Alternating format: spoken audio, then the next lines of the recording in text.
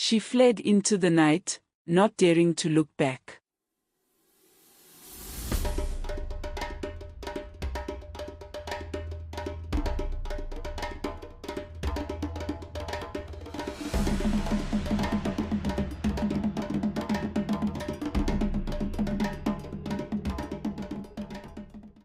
Sofia didn't stop running.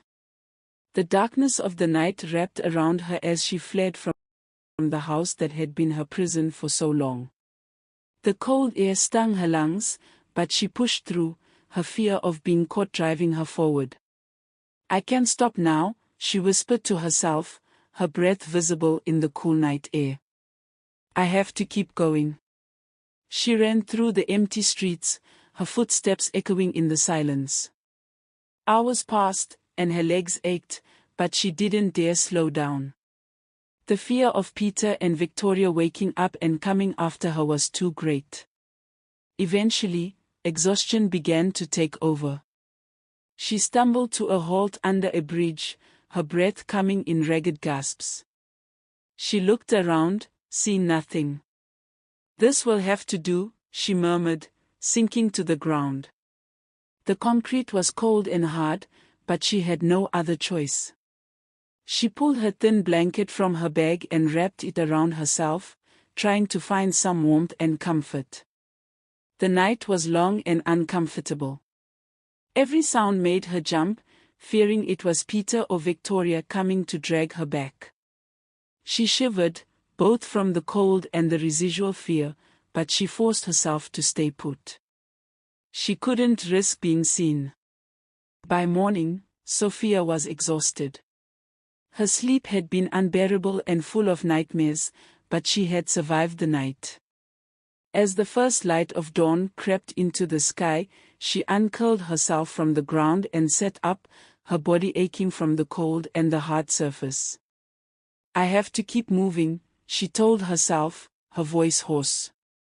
"I can't stay here." She stood up, her legs wobbly from fatigue.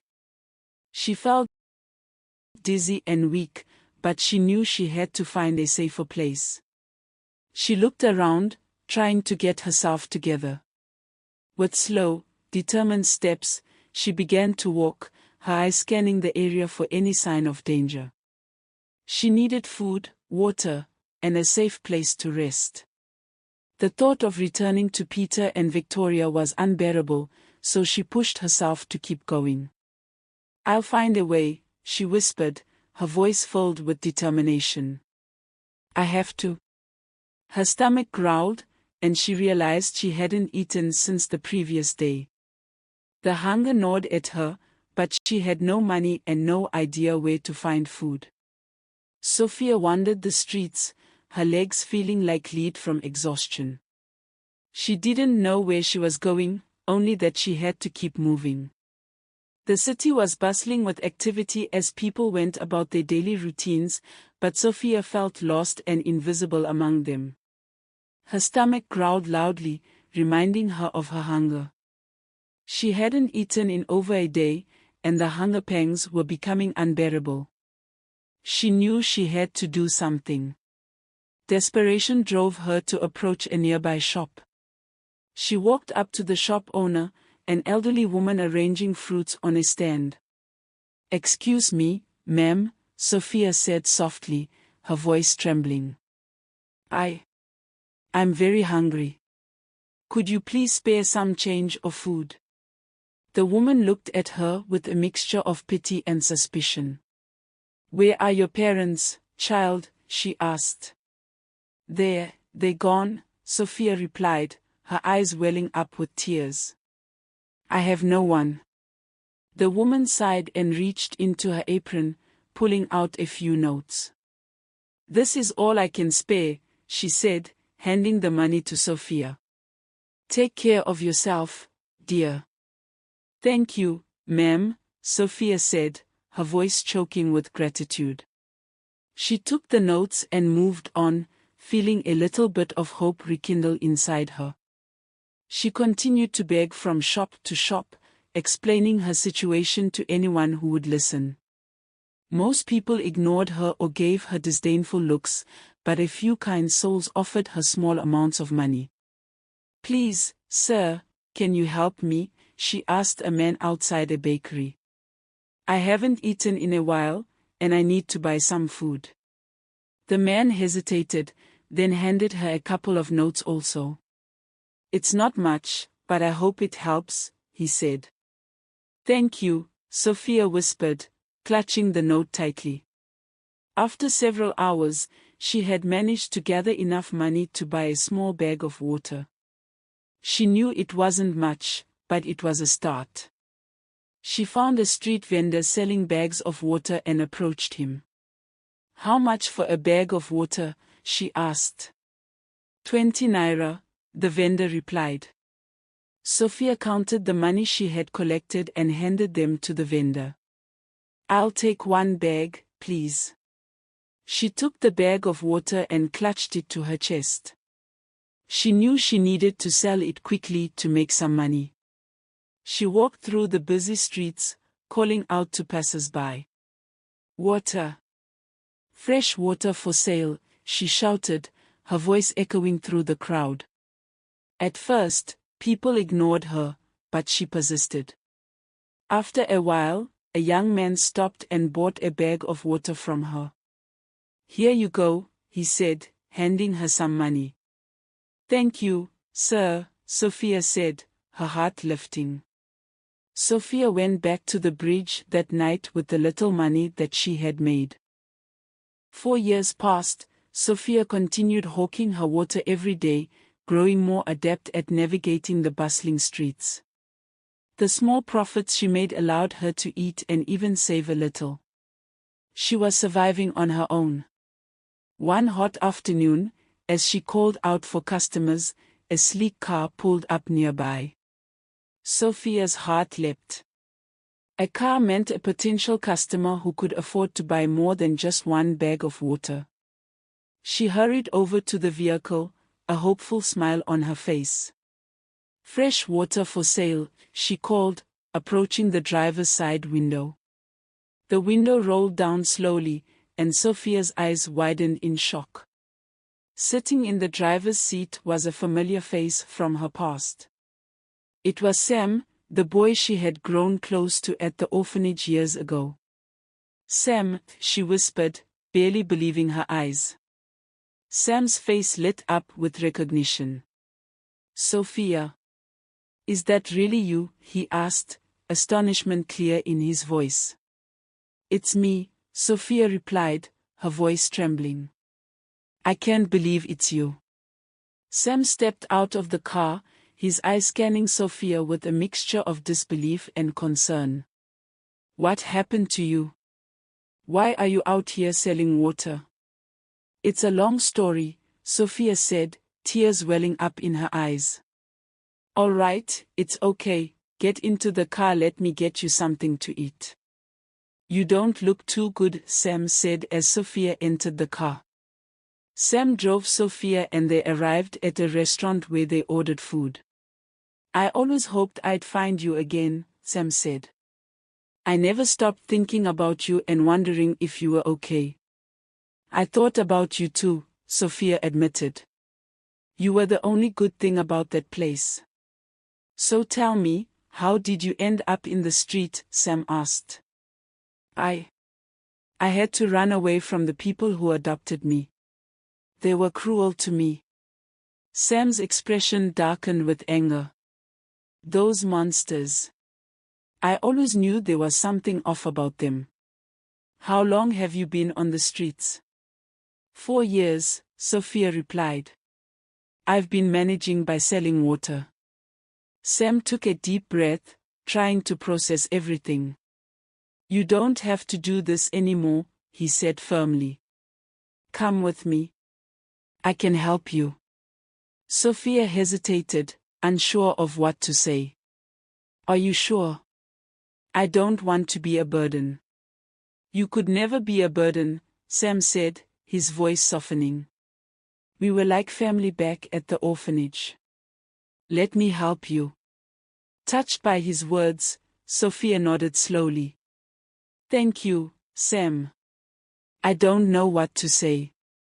You don't have to say anything, Sam replied. Come on, get in the car. We'll get you something to eat and a place to stay. Sofia climbed into the car, her heart pounding with a mixture of relief and gratitude.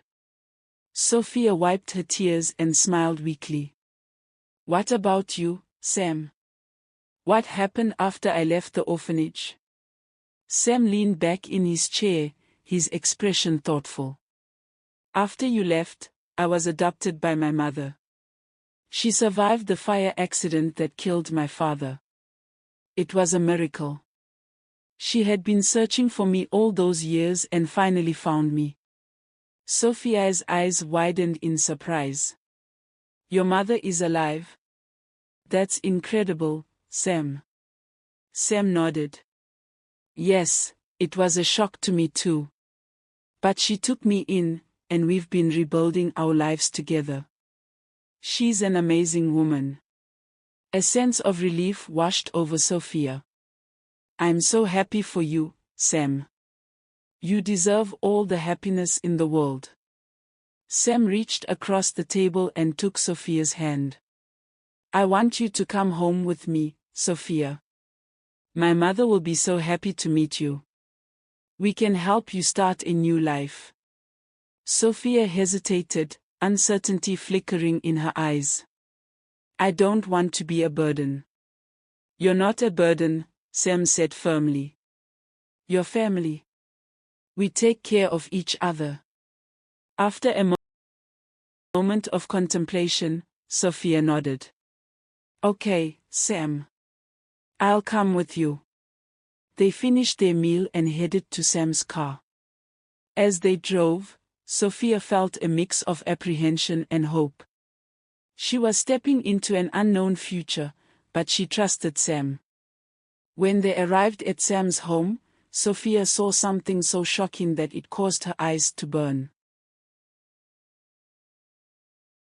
Sofia, this is my mother, Mrs. Noble, he said with a proud smile. Mom, this is Sofia, my friend from the orphanage. Sofia's eyes almost popped out in shock and surprise. It was that woman who came to visit her when Sofia was still tortured at Peter and Victoria's house. Mrs. Noble's eyes widened in surprise and recognition. Sofia. I remember you. What a small world, she exclaimed, embracing Sofia warmly. I'm so glad to see you again, my dear. Tears welled up in Sofia's eyes. Thank you, Mrs. Noble. I never thought I'd see you again. Mrs. Noble looked at her with concern. What happened to you, Sofia? The last time I saw you, you seemed so scared. Sofia took a deep breath, her voice trembling as she began to recount her ordeal. After you visited, Peter and Victoria started treating me even worse. They beat me, starved me, and even used blades to cut my feet. Mrs. Noble gasped, her eyes filling with tears. Those monsters. How could they do that to you? You poor child. Sam's face darkened with anger. I wish I had known. I would have come for you sooner. Sofia shook her head. It's not your fault, Sam. I managed to escape, and now I'm here. That's what matters. Mrs. Noble hugged her tightly. You're safe now, Sofia. You're part of our family, and we'll make sure you're never hurt again. Over the next few weeks, Sofia began to settle into her new life with Sam and Mrs. Noble. Sofia, Sam, and Mrs. Noble now lived together as one happy family. They shared meals, laughter, and the simple joys of everyday life. Sofia had never felt so loved and supported. One evening, as they sat down for dinner, Sam seemed unusually nervous. Sofia noticed him fidgeting with something in his pocket but didn't think much of it. As they finished their meal, Sam stood up, clearing his throat. I have something to say, Sam announced, looking directly at Sofia. Sofia, you've been a part of my life for as long as I can remember. You've been through so much, and yet, you've remained strong and kind-hearted. I can't imagine my life without you. Sofia's eyes widened as Sam pulled out a small velvet box and got down on one knee.